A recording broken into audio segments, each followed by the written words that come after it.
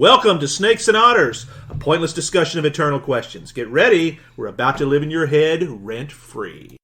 Welcome to Snakes and Otters. This is episode 125. I am Martin. And I'm Robert. And I'm Francis again in the captain's chair because we're going to talk about my favorite author. My favorite modern author. Yeah, second favorite. My favorite modern author, I'd say, because we've got lots of old authors that, classics and stuff. We talk about authors all the time. Hemingway has been our, Has been, yeah, exactly. If you want to talk about, and I guess you could say he's modern. Our viewer, is that the right word? Or very good, yes. Well, Cornwell is the greatest, your favorite living author. That's good. There you go. That's a better way. Yeah. Bernard Cornwell, absolutely, yes. We've mentioned him on occasion here. Martin has read him quite a bit. I've read not everything he's written, only because I'm savoring some of it. I have it all. Every book that he's written, I'm pretty sure I've got. And he is phenomenal. Yeah. He is a historical fiction author, historical adventure, you could say. I mean, he's a That's a very guy's author, but there's women who should love his work too. He writes so well. We're going to talk a little bit about the man who I've not met. I would love to, though. He's kind of my guy. If I could write just half as good as he does, and he's been enormously successful as an author. He's got dozens upon dozens of books, and he constantly puts one out about once a year. Yeah. So just to give a little bit fuller description, first off is Sharp series, which is a series about the Napoleonic Wars from the perspective of a British infantryman, basically, Sharp. Right. And then in addition, there are the Saxon stories. That's the ones I've read a little bit of. Yep. That's from the perspective of a Saxon son who becomes a prisoner of the Vikings. Right. So it's Viking Age Britain. Right. And then what else? He's written Agincourt is a he's novelization of Henry V and Agincourt. Sort of. There's a English series that he's written several of, The Archer's Tale, that takes place during that time, the Battle of Crécy, the Battle of Poitiers, and then there's a little bit of a jump. Sydney's Battle? Oh, sorry. No. Silly boy. Silly king. No, which the Agincourt is kind of like a flash forward because 100 years later. So it's not the same characters, but it's kind of mid all that. He's done a lot of English period history stuff that he's also done some at least one nonfiction. He's a sailor. He does a lot of sailing, so he's done a couple of fiction stories on that. He did one nonfiction work on the Battle of Waterloo, which is an amazing, amazing book. And I came to learn and love that battle, which we talked about. Yes. A lot of based on his work. Of course, his character of Sharp. Eventually, it covers his whole life cycle, basically, from the time he enters the British Army in 1799. Some of these weren't written. Mm-hmm. They were not written in chronological order. He goes back and pops in ones here and there. But it's the Peninsula War, mostly, the Napoleonic Wars. And it ends at Waterloo, which is, although Cornwell did write another one that takes place 5 years after that, as part of Lord Cochrane's work in South America, just to put Sharp and Sergeant Patrick Harper meeting Napoleon at St. Helena. He says that. He says he shouldn't have written it. He hated writing it, but he kind of had to do that because the whole kind of one of the running jokes is these guys never see Napoleon. Which was really kind of cool. Until Waterloo. At the very end at Waterloo, as Napoleon leaves, that's how the series is meant to end, is, oh my God, we saw him. That's it. It's an amazing journey. This man he's been considered to be one of the greatest battle scene authors. Yes. Ever. Mm-hmm. Ever. He knows how to write, and he meticulously researched. He says he's been to every battle that he's ever written on. The ones in India were the hardest. He wrote the first 3 books in the Sharp series take place in India. But he wrote them much, much, much later. They're kind of a trilogy that he put in through there. But I want to talk about the man a little bit. Yes, so start with a brief bio for us. Well, he's British, actually, believe it or not. He was a war baby, as he would tell you. Yeah. I'm not surprised that he's British. Well, you're not. Yeah. No, didn't surprise me. But he lives in America. He's lived in America for a long, long time. He married, his wife Judy is American. And he met her when they were in England. He moved over here, couldn't get a green card to work. So he started writing books. That's how he was able to. If that's Wow. isn't that something? In 1981, he wrote his very, or maybe it was 80. Were they married when he got here? Yeah. And he still couldn't work. No, they would let him. That's what the story says. He couldn't get a job over here. I would have thought that would have been an automatic. Well, you'd have think so, but no. He couldn't. He could not get a job. What kind of work was he trying to get? That I don't know. I'm just curious because that might inform how the man came to be who he is. Yeah. No. It was. He was a journalist. Ah. Okay. See, that was his thing. He was a journalist. He did some work with the BBC when he was living in England. He did quite a bit of work over there. He couldn't get anything over there. So stereotypical journalist who had that unfinished novel sitting in the bottom drawer of his desk. He had to take it out and finish it because he couldn't work. Yeah, although he hadn't started it, he hadn't even considered it. I kind of get that now. I don't think an American newspaper or an American television station would have had much use for a British journalist, which is kind of at that time. That's right. There's just not enough outlets. This is 79, 80.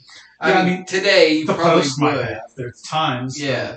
Today you might do that for the novelty of it because you with a million we're channels. more global now than we were. This was in the early days prior to CNN, right around that time. You didn't have a lot of that, and it kind of speaks to the snobbery of American journalism to me. Oh yeah. So he's been writing 40 years. Yeah, absolutely. He's been writing. Sharpe's Eagle was the first book he wrote in 1981.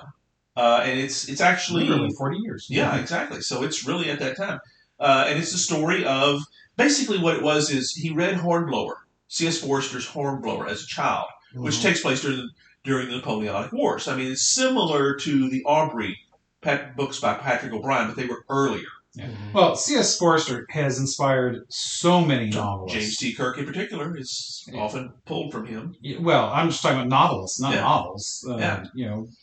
David Weber, his science fiction novels are largely based on ideas and themes in C.S. Forester's work. Right. I mean, there's a guy for you that really put down the adventure novels. He was very early in doing that, and Cornwell had said, I like that, but what would you do? And here's for the aspiring authors out there. Here's how genius often happens.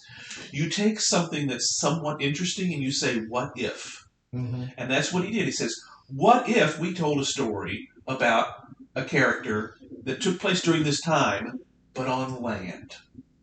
And that's where the birth of the character of Sharpe came from. And he ends up winning an eagle, which is the French eagle that they carry. It's like their standards. Like a Roman eagle. Yeah, exactly. That's exactly where Napoleon pulled it from. And they had all been touched by Napoleon's hand. They were carried into battle. And there was one recovered at the Battle of Talavera, which is in Spain, early on in the war, in the Peninsula Campaign. And basically, Cornwell inserts Sharpe into this, and from there, he just kept on going. Right, and since then, that has become a kind of popular device of a way to tell stories about these battles. That's right. Not from the top level, but from a regular person. The guys that are there. And that ties to the way Keegan would tell, in a nonfiction way, the stories of these battles. Which was about 5 years earlier. Yeah. Was when Keegan wrote that. Yeah. So this would all be, and Shara inherits that mantle as well. And exactly. And it's a brilliant way of acting.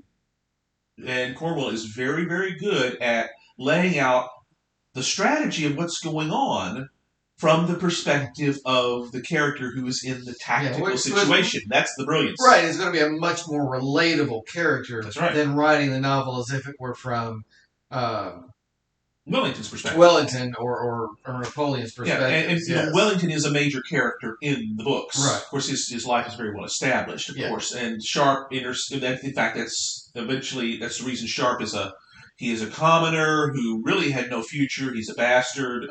He enters the British Army. He saves Wellington's life in India at the Battle of Say, which actually did happen. Somebody did save his life at that period of moment. Cornwell has does meticulous research to make sure when Sharpe is interacting with something, it's all that went on.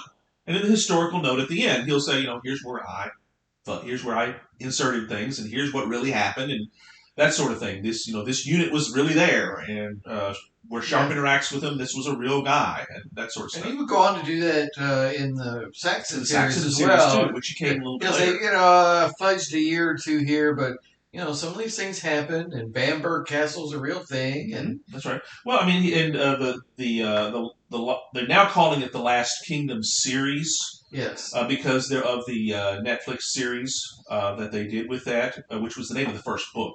It was called the Saxon series for a long time because it takes place in Saxon, England, with Uhtred, as you might recall, so wonderfully played by Alexander Draymond on the series, which has adapted a lot of those books. That series just ended last year. Mm-hmm. Cornwell wrote the last book, and he said, "We're done. This is the last story of the character." Yeah.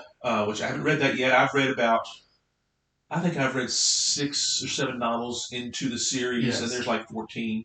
Oof, yikes. I thought there was 9. Well, there was about 3 or 4 years ago, but he's been writing those pretty much every year. That's what I guess he wanted to finish them. 5 of them, yeah. Yeah, I think it's fantastic work about an area of history that so many times we don't think much about because it's kind of like English history begins in 1066. Yeah, it is. Well, it is. I mean, he gets a little more leeway with this than he would Napoleon, because it is a bit of an unknown.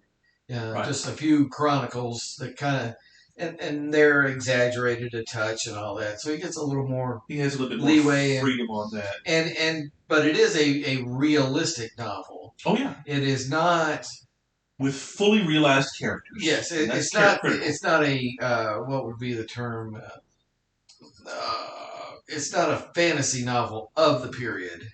No, not like the movie Excalibur, for example. Or you mentioned Diana. What is it? Gabalada. Like Outlander, which is tied in many ways to the history. It doesn't contradict. Yeah, I mean it's still. But once you introduce time travel, you've crossed the Rubicon there. Yes, where it's a little different. But stress that Cornwell does not do things. Not like at all. That. His is this character is of the time. It's very and all the characters that he interacts with. He really is. He says it's a little bit of an extension of himself. I think that many authors often do that. It's not evident reading that Sharp is his own fully realized character, and Cornwell has been, he's given millions of interviews over the years. He lives here in America. He spends the summers in Cape Cod, where he has a home on the water. He has a sailboat. Yes, I'm sure he can afford that Cape Cod home very easily. Very much. Those are very pricey. That's correct. That's right. Which just shows to show he, successful. There is great reward in becoming a successful author. That's correct. Hint for all of those who want to buy books by those of us who are Snakes and Otters writers. That's exactly right. We're working on stuff. And he lives during the winter months. He lives in Charleston, South Carolina. Ah, very nice. So he's got a community down there. Yeah. So he's constantly doing stuff. He's met with lots of different folks that he's done some stuff with. For example, he is good friends with Daryl Hall of Hall & Oates. Oh, believe it or not, that would make for an odd pair to me. That's correct. Daryl Hall likes his work, and they have done some stuff together. He's the tall blonde one, right? That's correct. That's right. So he's written 30 books, several series. He's massively successful, both as a writer and progenitor of TV series and such. Yeah, he actually starred had a cameo in one of the Last Kingdom. Nice. Recently. He never was in the Sharp series, although they did like. That's one of the great things about King. He tends to get cameos in movies that are made out of his books, and usually goofy characters, which is great. Well, that's kind of the way I would want to do it. So he's very successful. So who besides C.S. Forster is an influence? Obviously, there's a great influence there because of the directly telling the other half of the story. Mm-hmm. Forster had the sea battles. He did the land battles. Surprisingly, most of his influences are less literary and more historical. He was fascinated by the entire Napoleonic times. Wellington, in particular, is somebody that he's always been very fascinated with, for all the right reasons. And that's kind of where he picks it up, saying, Wellington's a fascinating individual. Very much so. And Sharp is very tied to Wellington. Wellington's in all the books. There's lots of interactions there on a constant basis. So you're kind of getting that feel for the top, while at the same time with the feel for the soldiers. And that's why he wrote his book Waterloo, which was his only nonfiction. He says it's the only one he's ever going to do because he loves writing fiction too much. He's done one on Shakespeare. He's done some on sailing, as I've said. He's done some medieval stories. And a few other. He did a Grail Quest, which was kind of a fantasy 3-parter. Yeah. That he did. Yeah. That I have not read. It's on my shelf in there. Cornwell's work to me is like a fine wine. I don't want to drink the cellar dry, even though it's like, I could read them again and again and again. And I have some. The Sharps books, I haven't read all of them. I don't want it to end. You know what I mean? I don't want to get to the. Although Waterloo is really the one I want to read. I've seen all the BBC series with Sean Bean, who is amazingly. He really looked very little like Sharp because he's got blonde hair and Sharp is supposed to have dark hair. But Bernard Cornwell, because when that series was being on TV, he hadn't written all of his books on Sharp yet. He eventually gave Sharp a northern accent to match Sean Bean's. Oh, nice. And he kind of retroactively puts this in one of his books as to why. You sound like you're from the north. That's right. Well, so what? Lots of planets have a north. That's exactly it. He's gone in and he's made that happen in Sharp's Prey, which takes place. The whole. I'm surprised this is a very condensed series. Then because you're talking 15, 16 years. Well, that's great. Yeah, and there's not many spaces left to put a story in. And that's why I was kind of figuring. Well, I figure Sharp is done. Because we covered from 1799 through Waterloo, which is 1815, and then you had one outlier 5 years later. I'm thinking, well, I guess there's no place left. He went back and added a few in here and there. I said, okay, that made sense. That was a good spot to put it in. I've read many of those. But he decided this next one he's about to, and I'll give a shameless plug because it's literally coming out here in just a few days. Sharp's Assassin is his newest book. And it drops on my birthday, actually. And it takes place immediately after Waterloo. So I figure, okay, there he goes. He found a spot for him. I didn't think he could. I guess when he finished Uhtred, he decided, let's go back to Sharp. So I don't know how. He's got a really great website, BernardCornwell.net, and he answers questions all the time. I love it when authors do that. That's right. And have a good relationship with their readers. Very much so. I'm not real big on the ones. The ones I read tend to have good relationship with the readers because it makes them more human. I think they tend to put more good stuff into their books. You've got to be considerate of your customers, right? Well, that's right. Especially when you've created something that's got such a best-selling history here. It's got legs. Very much so. I mean, both of his series, and like I said, those aren't the only ones. The man could write whatever he wants, and I'm going to buy it. I'm shameless. Well, he has achieved the level of success that all authors dream of. That's right. And that is that their books become automatic sellers. That's right. And it's amazing. And we haven't used this word yet, but I've been waiting for one of you all to say it first, but I will. Craft. That's why he's a hero for me. The craft he does that is so good. Because you can read any one of these Sharp's books, and they are not the same. There's a definite progression and a change in the character over time. And the real mastery of this, when he can go back and write about the character earlier and put him in that place that he was at that time before these other things have happened. In other words, in his head, he's able to get inside Sharp before the Battle of Galatia, which is that's before Talavera is when he starts the book, but he writes several more. Then he goes back. Here's a little anecdote. The TV series starts with the books Sharp's Rifles, and Sharp's Eagle comes second. Yeah, Sharp's Rifles was basically the production company that was going to do Sharp wanted a starting point, and Sharp's Eagle they thought was too much. Too much has already happened by the time that starts. So they also, and here's money for you, they had secured financing for the series with Spanish investors. That they put up half the money. So basically they said, well, Bernard, we're going to make these things, but you need to write us a book that we can adapt for the first episode, and it's got to be heavy in Spain. It's got to have That's fair. Heavy Spanish characters, which he did. Very much he did. And Sharp's Rifles, Cornwell, he doesn't like it much because it's kind of like forced in there. But to be honest, it's one of the most brilliant books he's written. I love that book. It's fantastic. It's kind of like taking this guy who's just become an officer that nobody trusts. He's a quartermaster. But because crap happens and nobody else is left, he has to take command and save the folks as they're on their shameful retreat back. And then there's an encounter with a Spanish general who at this time, is leading of the partisans, and he meets the woman he eventually marries. He's a romantic too, by the way. Interesting. Okay. Very much so. He has multiple girlfriends, multiple wives, not at the same time, mind you. We're talking Sharp. We're talking Sharp. No, oh, okay. Cornwell is successfully married to his wife Judy and has been for 40 plus years. Okay, good. So, yeah. Because for a second there, I wasn't sure which one you were. No. Because when you said he's a romantic, that could have applied to the author, putting that kind of stuff into the book. It could have. No. Cornwell is a wonderful family man, and he's his wife reads a lot of his stuff and is very influential to him. Yeah. I want to meet the man for sure, and he's also a bourbon drinker, folks. Big time. Well, that sounds like a spot for a break. I knew we'd love that. Yeah, I didn't mean to force one. I just wanted to make sure I got some of this Jefferson's in my glass. That's right. Which I've not had yet. I wish Bernard Cornwell. He is a cigar smoker and he is a weapons aficionado. Which, Martin, I know that's right up your alley. Yep. Just a small bit of ice. Oh, absolutely. So let me hand that to you. Yes, we're actually normally we've already poured by the time we get to the bourbon. Well, break. I had some left over, but I finished it, so I wanted to switch we're over. we're just actually teeing it up. Here's the glass. Clink.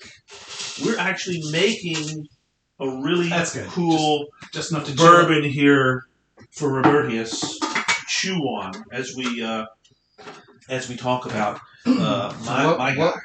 What we've just opened is a bottle of Jefferson's very small batch blend of straight bourbon whiskeys. Now, this says it was bottled in Arkansas for a Kentucky company. Now, I don't know that means it was produced in Arkansas. Well, if it does, this is not bourbon. It's on here, right there. I know. I'm just looking at the bottle for McLean & Kine, Louisville, Kentucky. All right. And I've had my first snort I had with water. So now I've poured a little bit, just a touch more. Okay, so you're a little slightly diluted. What difference a vial can make. So I'm going to give it another little try here. Well, go right ahead, sir. See what you think there. You're catching this live, folks. Martin is drinking the bourbon. And this does not change my opinion. Does not change your opinion? Going from ice to neat does not change my opinion. And your opinion is? Ugh. Really? Oh my goodness. Tell us how you really feel. Not good.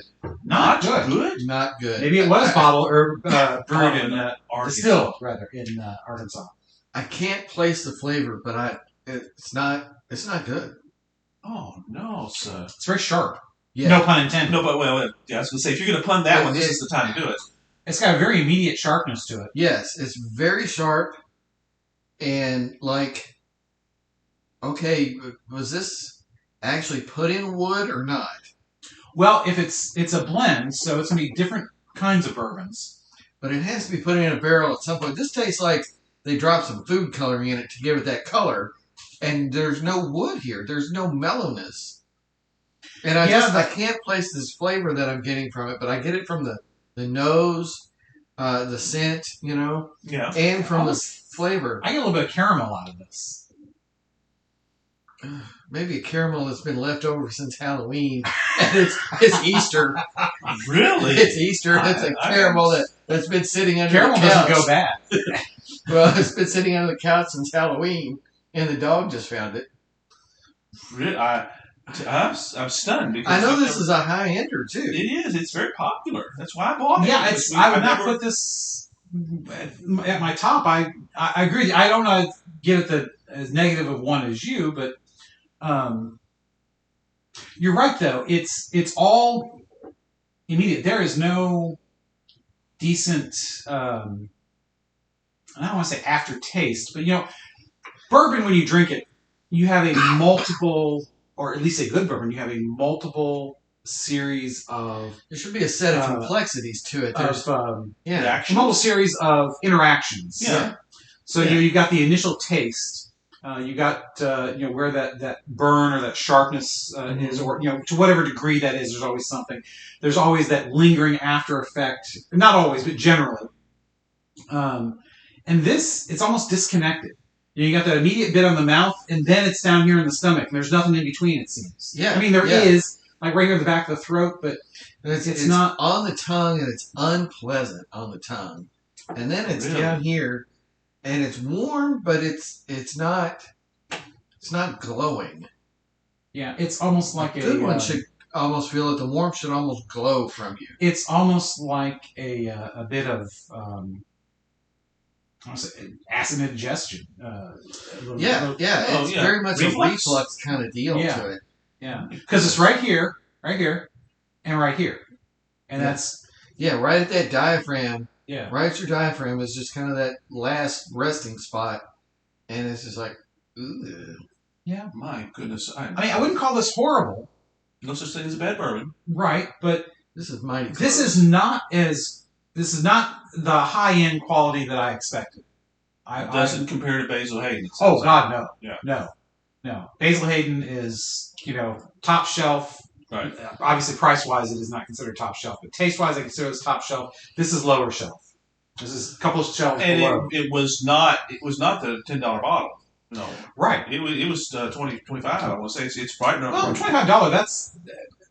I would call that lower mid, very much lower mid range. So hey, you get for $30. So right. But I think that's a bargain. At a $25 price point, do 4 Roses every day of the week. Oh, absolutely. Sunday. Absolutely. And ignore this completely. Yeah. So this is the one I can give to when the company comes over that I want to have them drink something. And save your Woodford and give them that.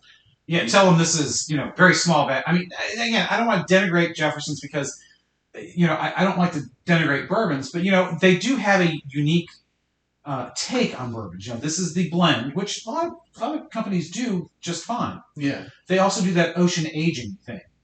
Yeah. So they try to approach it differently. So, maybe all of this stuff was made originally in Kentucky, which it had to be. Otherwise, I wouldn't call it bourbon. I mean, I know legally you can, but anybody who's from Kentucky knows bourbon is made in Kentucky. Right. So maybe it was barreled up in Arkansas. Maybe if it was made in Arkansas, ship it down there. I mean, age it and then bring it back. Yeah. If it was distilled in Arkansas, Clinton must have had something to do with it. Oops! Oh, he went there. I must have. We actually said a political thing, so we never do that. That's social commentary. Okay, yeah. well, fine. Yeah. Fine. I cannot place that flavor, but it's unpleasant, and I would avoid this. It's not medicinal. No, it's because I know you have problems. It's something else besides medicine. There's something else to it, and I can't place it. Well, it's weird because the initial taste almost is nothing until the effect starts. Yeah, and it's just I don't know what it is. Maybe it's just not playing well with chocolate or something. And I've had a little Debbie here. I haven't, and no, I agree though. It is not as good as I thought it was going to be. That's kind of disappointing.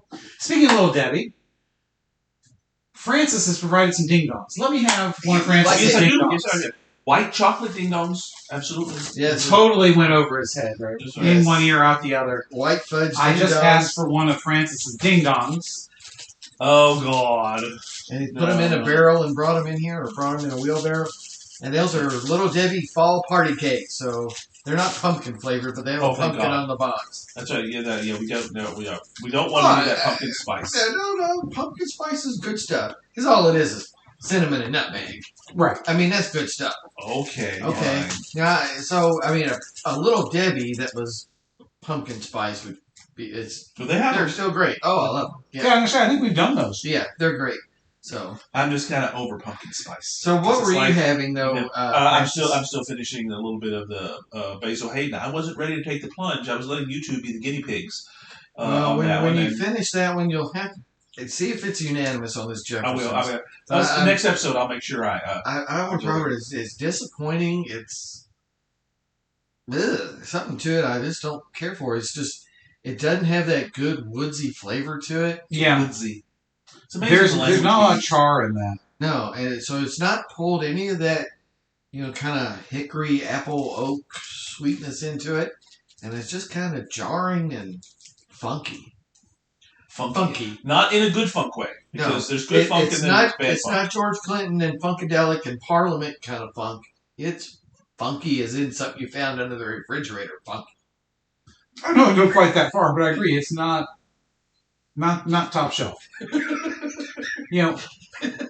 I don't always know the words, but I can get the sense across. I can paint you a picture. It is not Parliament Funkadelic funky. It is under the refrigerator funky. The picture is painted very well. That's right. Yeah. And a lot of times, we think of the lower end bourbons. They're the ones that have more bite.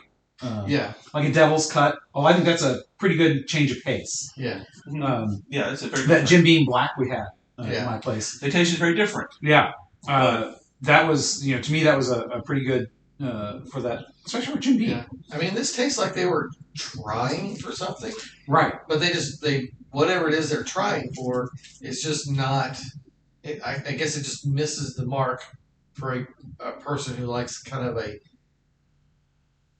And again, we talk about always breaking out of the confines of things, but if you like a good woodsy flavor bourbon with the potential for that a little bit of sweet and a little bit of caramel and a little bit of char, it just misses that mark completely. Well, you've got a wide boulevard to play on, to ride on for bourbon, and getting off the road into the ditch doesn't serve you well. It's kind of hard to get off the road and into the ditch. I know it's a wide road, but you're saying it's a 6-lane boulevard through downtown Moscow. Oh, really? Wonderful. Okay. Very well, good. Here, my advice is, yes, let the relatives have this, and if Bernard Cornwell rings your doorbell, don't offer him this. No, I'll offer him Basil Hayden. Yeah, absolutely. And I'm sure he does. And he's a hoot. He really is a hoot. Yeah, that's really neat. I really love that detail, though. And you're right. If you hadn't done it, then I knew Robert and I were going to head you to, well, okay, that's great, but why is he a hero? And this mastery of a modern writing craft that you appreciate so well. No, it's not Hemingway, but it's not intended to be. No. It is a mass entertainment, but it's one of the best. It's done so well as a mass entertainment. And the characterizations, I know you love the characters. Well, I mean, that's by no means a guarantee. That's kind of what makes it good. You pick up, and that's kind of the secret sauce to success in a novel series.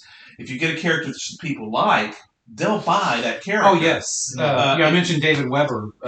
His Honor Harrington novels are based on Horatio Hornblower from C.S. Forester. That's why it's H.H. Honor Harrington. Right. And he was going to kill her off in the 11th novel. Yeah. But he couldn't because he liked her too much. Well, yeah. He wrote the character so well that he couldn't bring himself because he thought, I got more stories. There's more to do with somebody that's a good character. Yeah. You got to find ways to. They'll take you where they want you to go sometimes.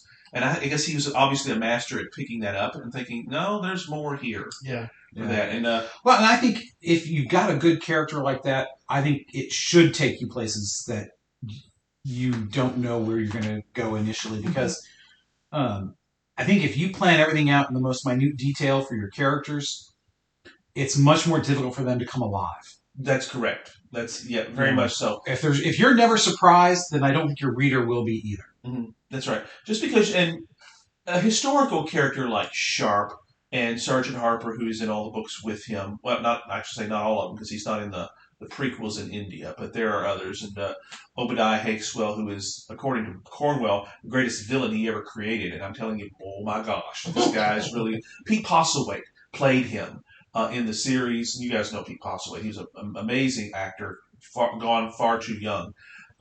It was just wicked how you could take somebody and make them so evil. And yet still realistic. That's how you do this. Yeah, this was some great stuff, and seamlessly married with the historical events that they go with. I've been known to pick up one of his Sharp novels, and I go read the historical note first, so that way I kind of know. Well, this was what really happened, and this is where all this intersected. And he always likes the spoilers. Absolutely, I'm a spoiler king. You guys know that. You all hate that, I know, but I'm a spoiler guy. I like to know. Certain things I don't care anymore, but when it's important, I can appreciate because I can then appreciate the craft that went into telling the story properly. I tell you, obviously, as you said, Martin, craft is the big deal for us because it's a job well done. Yeah, and I read a lot of stuff off of Kindle Unlimited, off of Scribd, which is more polished, but Kindle Unlimited is where you generally find most of the self-published authors. Mm-hmm. And I found some gems, some absolute gems. Mm-hmm. Found some real stinkers. Yeah. Nothing annoys me more than grammar mistakes in something that's been published. Well, I'm sure I can probably find a few things, but well, yeah, that's talking about books. Yeah, therein lies part of the problem. In this day and age, misspellings and grammar mistakes should be impossible because the computer should take care of that for you. Yeah, you have to pay attention enough to get those right. Right. Well, there are tools now that will analyze words that are, sound the same or similar versions of a word and ask, did you really mean to use this word here? Maybe you meant this one. And sometimes they're right, sometimes they're wrong. Yeah. But they'll find those for you. Yep. So at least you're deliberate enough to make sure, Right. And, do you get your apostrophes proper? Possessive versus contraction. All sorts of, all that. Yeah. That's a big one for me. Yeah. Yeah. So there's varying levels of craft, but it's always interesting when I go from one of these self-published novels, even one of the ones I think is a really good self-published author. Yeah. And I go to somebody who's a professionally published author. Yeah. So just recently I had been reading Z.A. Recht, R-E-C-H-T. He's a zombie author. And because I like my zombie fiction. And fairly good. Although that third book I thought was kind of disjointed, but in this particular three book series that he had. But then I read a Clifford Simek novel, or Simic. I'm not sure how you pronounce it. Mm-hmm. He's a science fiction author, rather famous in sci-fi circles, and it's called The Way Station. There's not a whole lot of overt action, so it's not a thriller. No. But it's very engaging. Yeah. And the level of craft, the difference between him and those self-published authors is so evident. In many ways, it makes me enjoy the professionally published authors even more. Oh, yeah. Because, I don't read the self-published stuff, the zombie apocalypse or other dystopian literature. It's almost hard to get those published anymore anyway. There's such a glut with the zombie fiction. So, I don't read those for anything other than pure mindless entertainment. Yeah. To me, that's like watching sitcoms. I don't even really watch those much anymore, but I used to. It's just mindless entertainment. It's like sitting and eating potato chips till the bag is empty. Exactly. But sometimes, like I said, I find really good gems. Yeah. But rarely do I find one that comes to the level of somebody like Clifford Simek, Stephen King, Bernard Cornwell. That's right. David Weber is one of my favorite sci-fi authors. You know that I've mentioned him many times. Or even some of the nonfiction authors that we read. David McCullough. Absolutely, yes. Keegan. There's value in having a real editor, a professional editor, as a teammate almost. Yes. That's the way it's meant to be. Yes. It's the way it's meant to be. There's different kinds of editors. I didn't realize this until I started getting really into studying writing. There really are different levels of editors. Oh, yeah. There's the guy who buys your stuff. Mm-hmm. But that doesn't necessarily mean he's really editing your stuff. Right. There's a line editor. That's the guy who actually does look for the spelling mistakes and so on. Right. But more importantly, you need a developmental editor. Bing, bing, bing. Yeah. That's the guy who helps you come up with the story. That's right. Helps you polish it. And reminds you that, no, don't do it this way, do it this way. Yeah.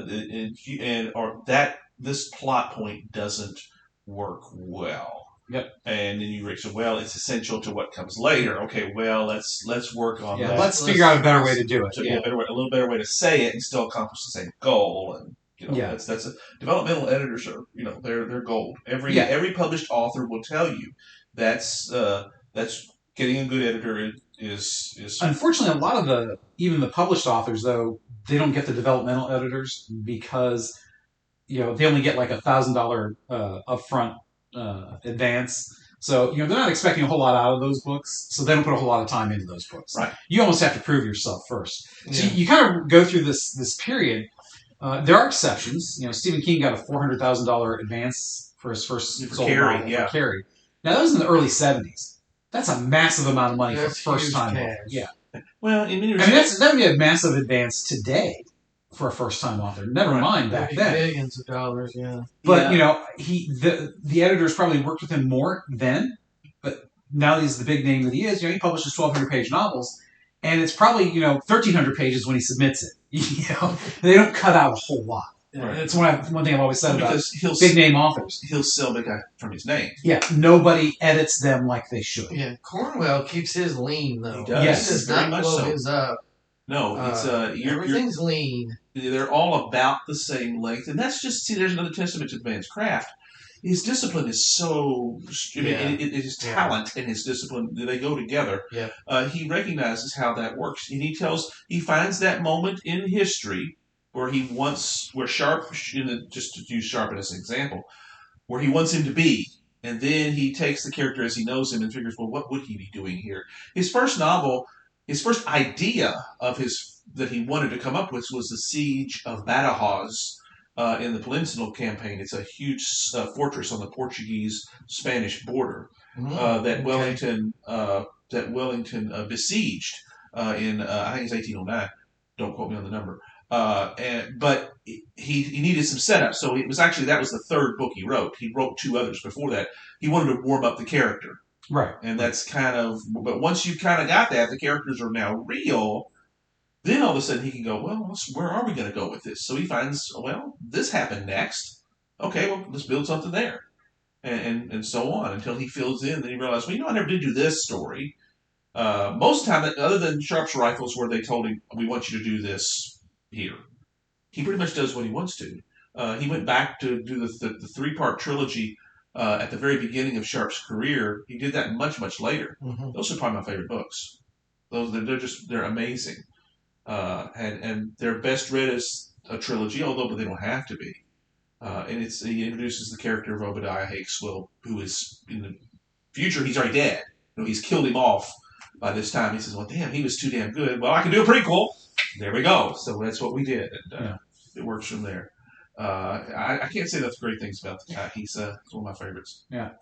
I think the hallmark of a good author is somebody who can not just do the craft well, but you were talking about earlier about the great villain.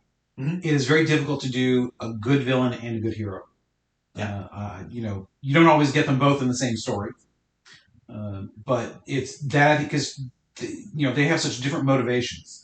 And that's the mark of a good author, is to be able to write such diametrically opposed kinds of people. Although, often, they're not always diametrically opposed. They're 2 sides of the same coin, which is also can be very difficult to write. Very good. So, being able to differentiate them, make them real.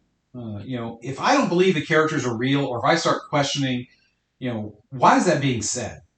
Like there's one set of books that I'm reading, and it's getting very monotonous because there's so much complaining. It's the middle of a freaking zombie apocalypse, and there's all this sarcastic complaining.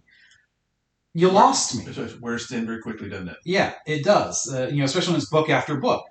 So, and which this is one of the reasons why I read these is and like to go back and forth is because I think it helps me as I write. Because I see things like, I better not do that. I better not do stuff like this. Mm-hmm. Time will tell whether or not I manage to achieve that. But, study the great ones as well as the bad ones. Well, that's right. Because you can see the difference, and that's important. I think that's why we look at some of the people we do on the Our Heroes. Mm-hmm. We look at people you should know, not just heroes. And, absolutely. Which we've struggled with the title of that thing. Yeah. I mean, originally, it was certainly there were people who were very, very influential in our personal outlooks. But also now we're mixing in a few more of, these are just, these people. Yeah, these are super, super people that we feel are awesome at what they do, and they influence us in that way.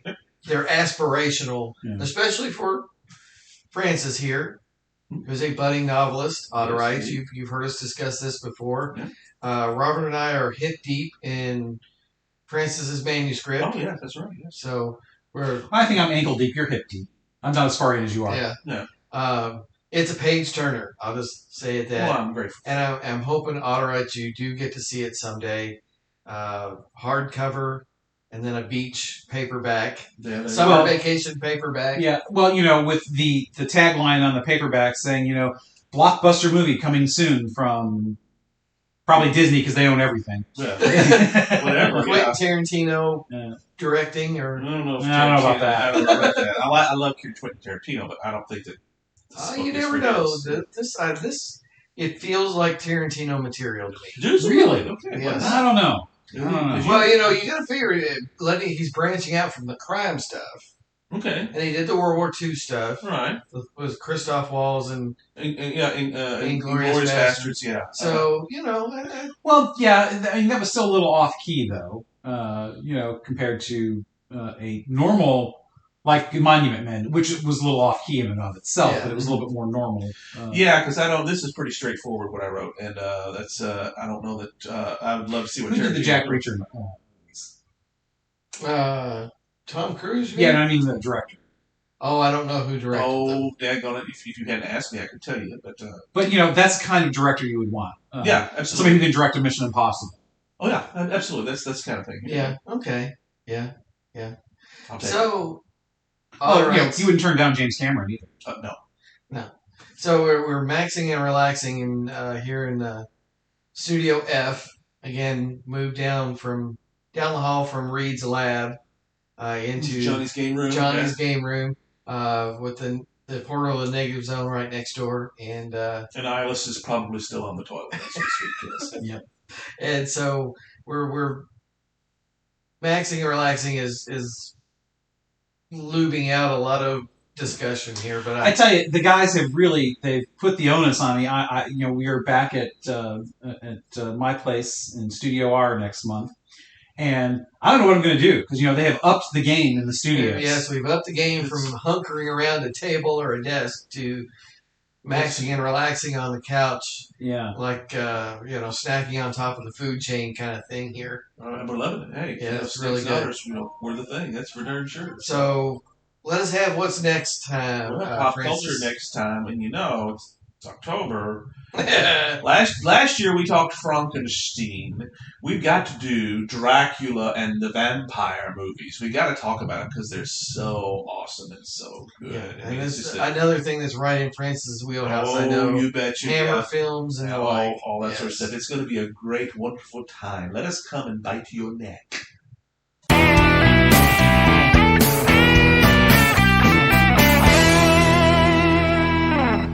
Hope you enjoyed another pointless discussion of eternal questions. Remember, new episodes published every Friday at noon Eastern. Spread the word. We're on all the major podcast platforms. And leave us a comment or review because that helps others find us. We're on Instagram, Twitter, as well as our website, snakesandotters.com. I'm Martin. And I'm Robert. And I'm Francis. Join us next week. Same snake time, same otter channel.